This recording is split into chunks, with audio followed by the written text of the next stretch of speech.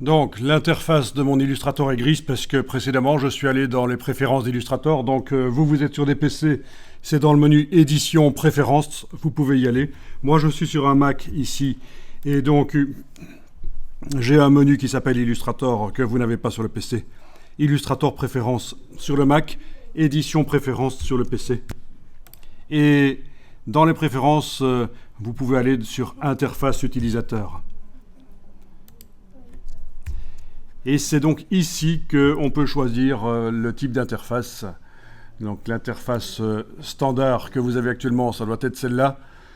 Et si vous le voulez, vous pouvez passer à une interface plus claire. Je vous déconseille celle-ci parce qu'elle empêche de voir certaines choses dans les palettes de Illustrator. Donc si vous passez à une interface claire, passez plutôt à celle-ci, ce sera mieux.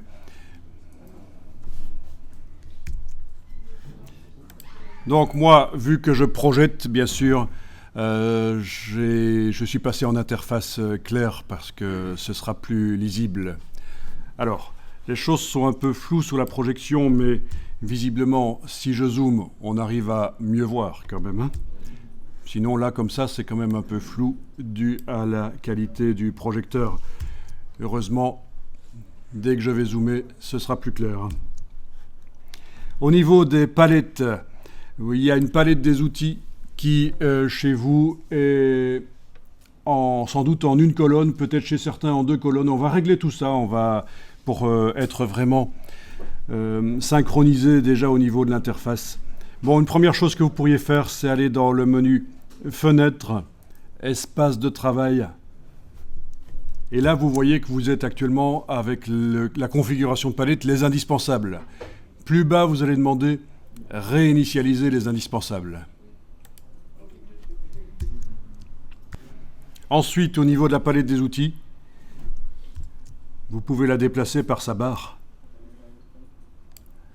Et dans le bas de la palette des outils, vous avez trois petits points ici, vous allez cliquer.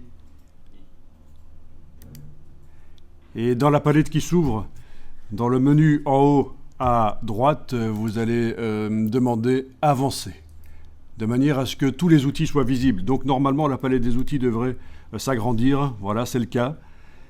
Et une fois qu'elle est agrandie avec plus d'outils, vous allez maintenant cliquer sur cette double flèche pour la faire passer en deux colonnes. Ce sera plus clair. Ici, les échantillons sont plus grands. Voilà, donc réinitialiser les indispensables. Les palettes devraient être à peu près semblables chez chacun d'entre vous sur la droite. La palette des outils avec les outils complets en deux colonnes. On est paré pour commencer. Bon, de manière à voir apparaître les palettes, tout à l'heure, je vous avais demandé de créer un nouveau document, vite fait, et vous n'avez pas trop regardé les options que vous avez utilisées.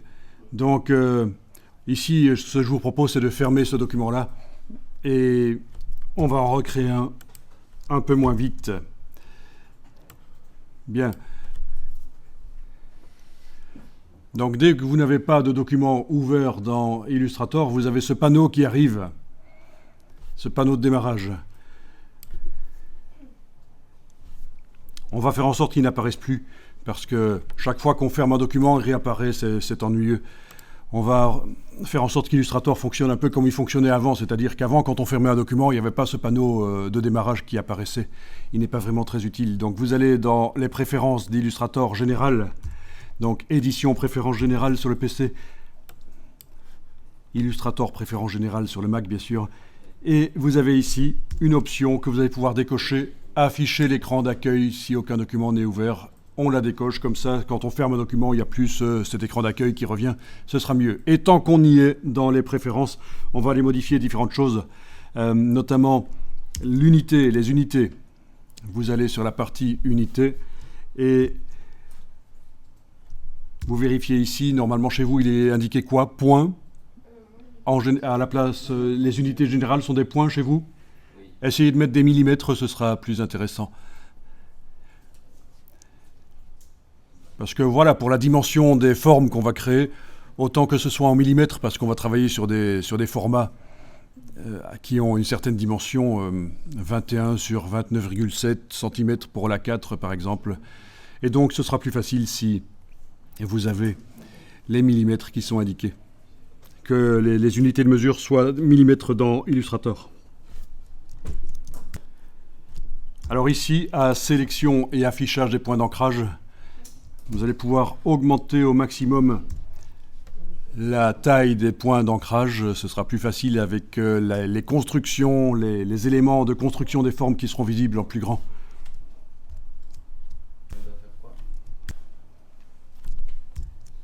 Ici, à performance, on va regarder si vous avez une carte graphique utilisable par Illustrator qui est installée.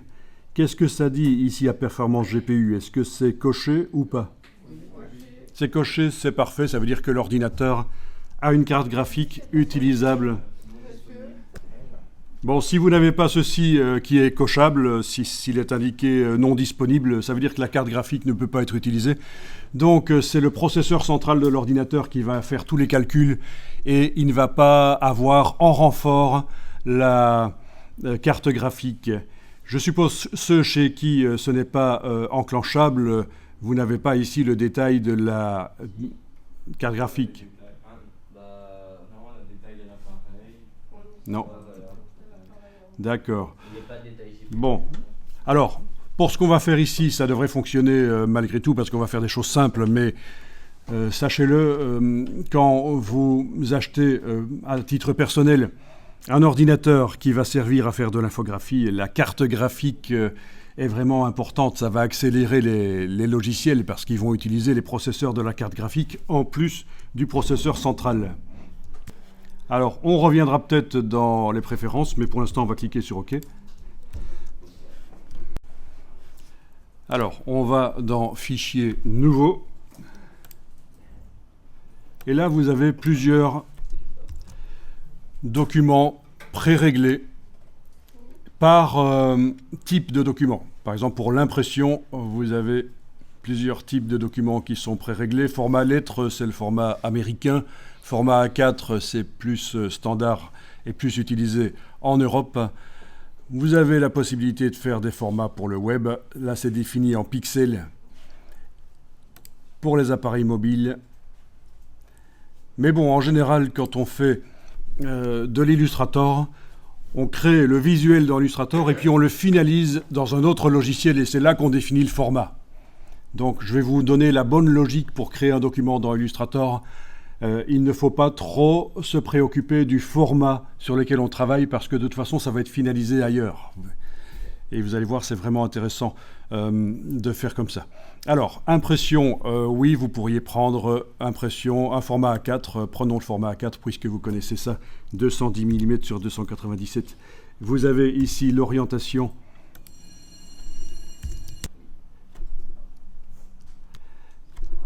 Voilà, oui, vous pourriez mettre au format horizontal si vous voulez.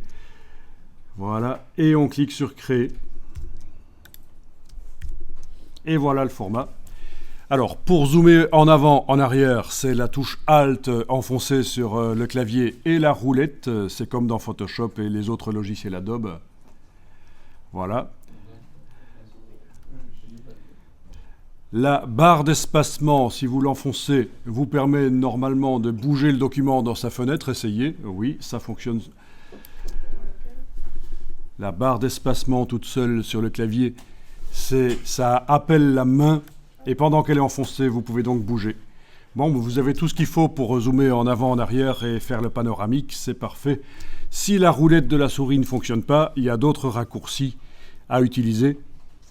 Barre d'espacement, touche contrôle sur le PC, c'est la loupe plus, et on clique. Barre d'espacement, contrôle alt, c'est la loupe moins, on clique. Donc ça, c'est pour le cas où la roulette de la souris ne fonctionnerait pas. Vous avez au moins ces raccourcis clavier-là, qui parfois entrent en conflit avec des raccourcis du système d'exploitation de Windows ou de macOS. Donc parfois, il y a des petits conflits, il faut régler ça. Mais voilà. Et alors, un raccourci très intéressant, c'est le double-clic sur l'icône de la main qui met la page le plus grand possible sur l'écran. Donc si vous avez zoomé en avant ou en arrière, le double-clic sur la main dans la palette des outils vous ramène la page le plus grand possible sur l'écran. Et ça, ce qu'on vient de voir, c'est valable dans les autres logiciels Adobe aussi, donc très intéressant, évidemment, parce que lorsque vous êtes en train de travailler avec les outils principaux de Illustrator, la flèche noire, la plume, le crayon qui se cache là derrière, on y viendra. Quand vous êtes en train de travailler avec les outils ici, vous n'allez pas, chaque fois que vous voulez zoomer en avant ou en arrière, aller activer la loupe. C'est débile. Autant utiliser le raccourci clavier. Ce sont des choses qu'on doit faire tellement souvent que vous n'allez pas activer la loupe ou la main dans la palette des outils systématiquement quand vous voulez bouger le document sur l'écran.